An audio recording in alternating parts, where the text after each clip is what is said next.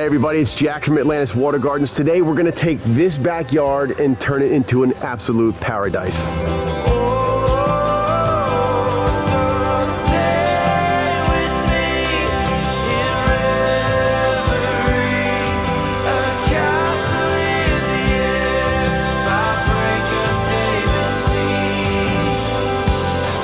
Rochester, New York. This is a travel project. If you've watched any of our other videos, you've seen us do some of these huge travel projects.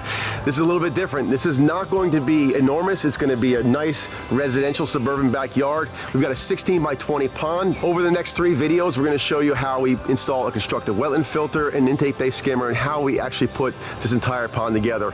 Got some cool stuff going on here with our design. There's actually going to be a nice clean edge up against the patio. We're going to take some of the patio up, build a wall inside the pond and have it cantilever over, so when you walk right up, right down to 3 feet. That's going to be super awesome. All right, I got a killer team with me for this project. I got Colby, I got Rob and Kevin Fuentes from Fountainscapes out in Long Island. These guys, you've seen them on a few of our videos. They're doing awesome work out there in Long Island, and they joined us to help us with this project. And of course, I got Boley, Anthony, and new guy Joe.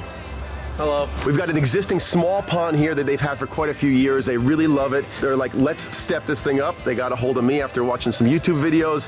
And today we're gonna make this place an absolute paradise. The first rule of business here is we're gonna actually take this old pond out. There's about 8 fish inside there. We're gonna put them in a holding tank and start dismantling that. We could be the warriors. They don't know who they're messing with. They don't know. We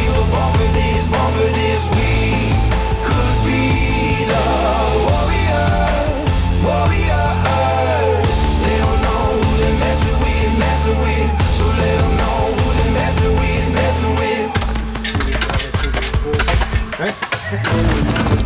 3 hours with 7 guys to take that old pond and some of the landscaping out of here. I get a lot of phone calls when people have existing ponds. They're like, shouldn't it be easier to just build a pond if the pond's already there? Absolutely not. You've got to go through and remove all the rocks, all the liner, all the sludge before you can get started. Look at the amount of rock that was in just this little pond, little 4 by 8 foot pond. We've got probably 7-8 tons of rock right there. And these are all the pond materials that came out of it. But now that that's gone, we can start layout for our new water feature. I want to give you guys a pro tip that we rely on. Now this is going to take us 5 or 6 days to build this project. We want to make sure that we set our water level. Now once we do that, we've got to come back tomorrow and go back to the same exact place.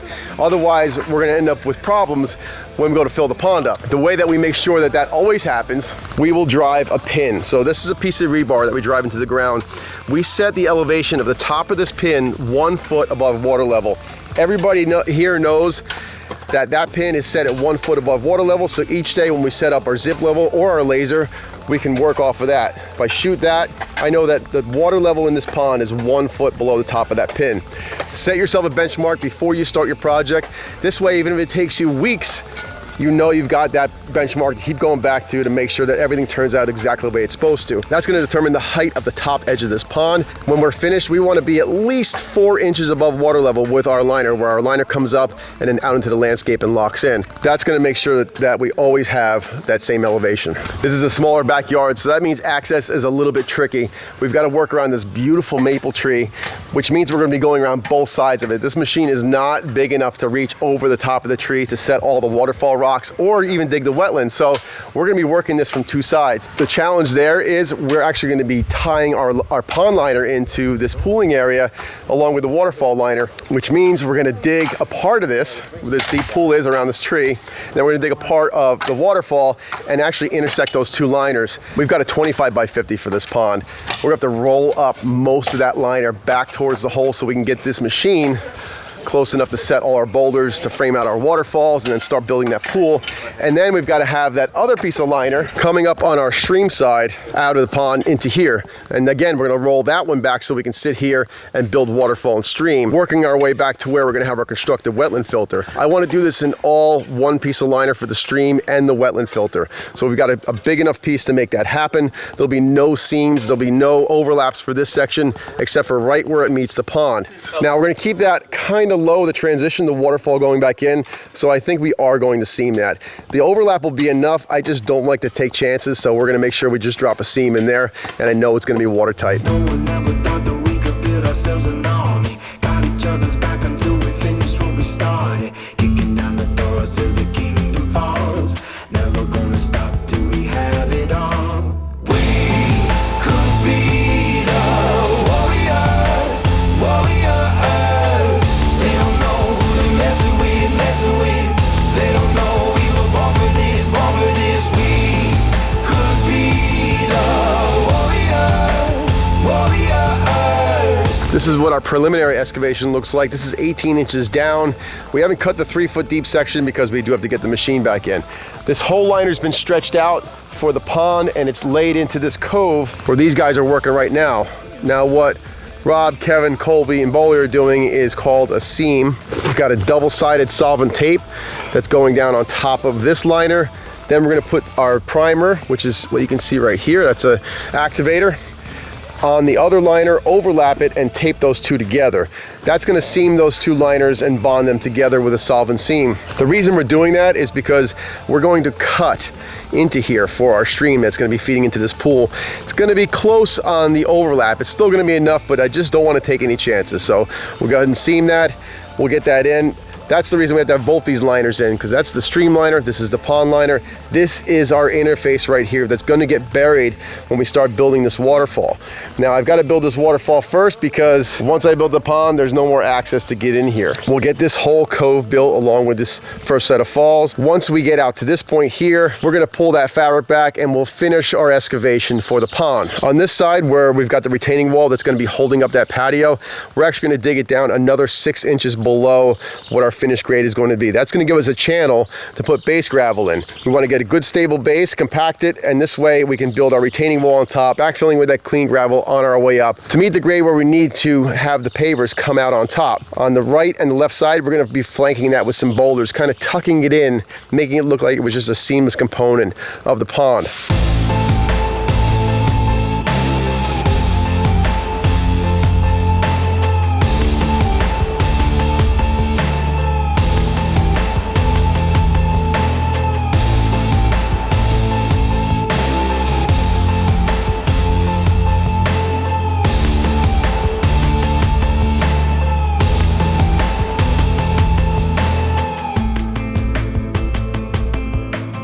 We're on to day 2, and we are going to start building this stream. So when you're building streams and waterfalls, you really work backwards. So we're inside this cove here. That's the last drop going into where the pond is, that stone right there. And this is where we have our interface between the stream liner and the pond liner. What you're looking at right here, that is called concrete cloth. That's a rodent barrier and root barrier. We're gonna make sure that there's no problems down the road, so we're gonna line the entire stream and waterfall area with that concrete cloth. What I'd like to see happen is some real change of direction. So I wanna carve this out real wide this way. We're gonna make a pooling area there, and I'll explain why in a second. And then we're gonna come back this way. I wanna pull that stream way outside here, making a big, probably a deeper pooling area before it heads towards where there's gonna be waterfalls coming out of our constructed wetland filter. Now in nature, what normally happens with streams is the water's been pushed and it changes direction once it hits a barrier. So in a stream, you'll see like gravel or rocks sloped up on one side. That's because it's been pushed by the waterfall, and then it is forced to change directions. That's kind of what we're trying to mimic when we create these streams and waterfalls. What's going to determine the height of my excavation is that stone right there. So that's where the water's going to be coming off. I want to dig this stream anywhere from 4 to 8 inches lower than the top of that stone. What that's going to do is allow for water to be on top of the gravel that will be in this stream and give us some different undulations and depths inside the stream itself. Until I get back to here, that's where we're going to be building 3 to 4 cascades coming out of what's going to be our constructed wetland filter. While I get busy on that with Rob and Kevin this morning, Boley and Joe are getting started on finishing up this cove area. Right now, Boley is setting an outcropping stone that he's going to meet up to with a stacked slate wall. This is actually the edge of the patio. What I'd like to see happen is build a wall in here, maybe about 8 inches off of the patio. We'll backfill it with some gravel and do some tiebacks for dead men to make sure it's nice and stable. We'll actually put a light inside here to highlight this pool. And then Boley's gonna set some nice flat stones here along the top edge, having a super clean look between the patio and then the transition into the pond. When I say stack stone, this is what I'm talking about. This is a Pennsylvania field stone, varying thicknesses. But if you can see here, those striations in there, we can actually take a rock hammer and split this stuff almost credit card thin so we can get a really super tight wall inside that spot. While I'm here, we are using varying types of materials. So we've got these beautiful fieldstone boulders, some big ones here. What I like about these rocks is the character.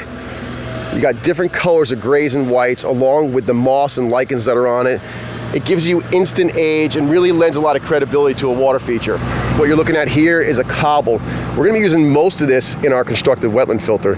This is gonna be our bottom layer. Then we graduate down to something that's like a 2 to 4 inch size. That'll be our next layer. And on top, we're going with, it's basically a 3/4 to 1 inch gravel. That'll be the 3 different layers that go inside of our constructed wetland filter. For this particular filter, it's gonna be 6 foot by 8 foot. The idea here is we're gonna pump water that's gonna be in the pond up and through a pipe to the bottom of this excavation. In the bottom, we're gonna be installing a centipede and snorkel module. We're gonna plumb our 3-inch pipe into the end of this centipede module. The water travels through this length of pipe, and these slots is where it comes out.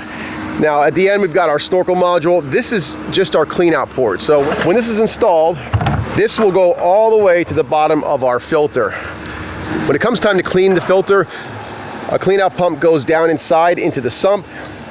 You'll be able to eject the water that you wash down through the whole filter. So on top of this, we'll be installing a layer of aqua blocks. The purpose for the aqua blocks is to slow down the velocity of the water. We want to go down into the bottom. There'll be a channel down the center of this excavation. That's where that centipede and snorkel will go. On top will be the aqua blocks. So as the water goes down up through the centipede, it hits the aqua blocks, spreads out, and it really slows down. The idea there is any solids can settle out inside that entire chamber for removal later on. Then it's going to pass up through graduations of rock and gravel before it comes out the top to start the waterfall and then feed down through the stream back into the pond. Kevin and Rob are just about done excavating here, getting that all shaped up. Then they're gonna cut that center trench where that centipede and snorkel can go. Once we get everything fitted, we're gonna test fit it all inside the excavation before we put our liner in. This way, if we have to make any adjustments, it's easy to do, not dragging that liner in and out. Once that's all done, we'll put our fabric, our liner in, and then we can actually start putting the filter together with all those components.